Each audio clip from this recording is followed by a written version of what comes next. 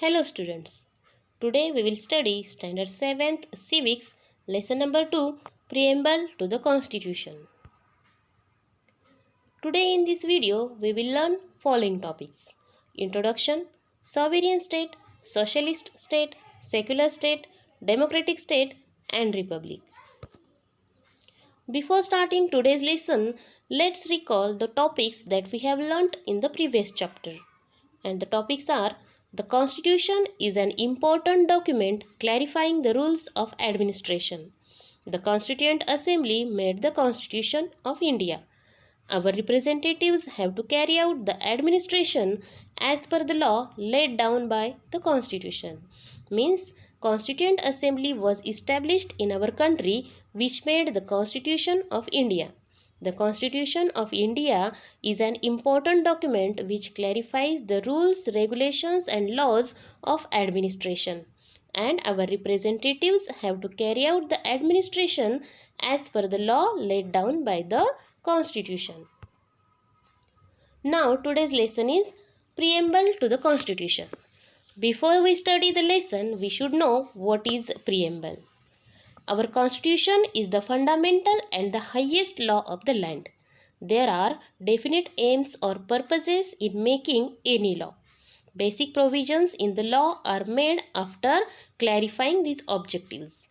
A systematic arrangement of all the aims and objectives of a law is the preface to the law. And the preface to the Indian Constitution is called the Preamble. The Preamble sets out the objectives of our Constitution. The Preamble begins with the words, "We the people of India." It talks about the resolve of the Indians to constitute India into a sovereign, socialist, secular, democratic republic. We shall now understand the meaning of each of these terms one by one. First term is sovereign state. Students, India was ruled by Britain for a long period. The British rule ended on 15th August 1947.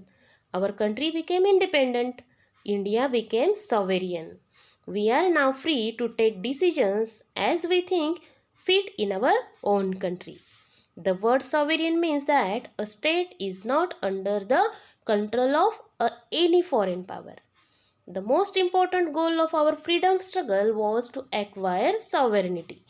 Sovereignty means the ultimate authority to govern yourself. In a democracy, sovereignty rests with the people.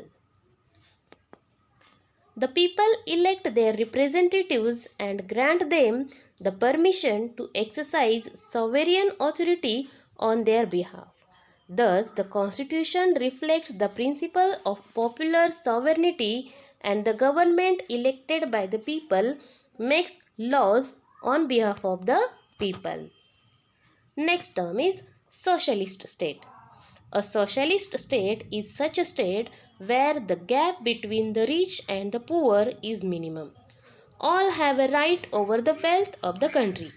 It is ensured that wealth is not concentrated in the hands of a few people. Next term is secular state. The preamble states secularism as one of our goals.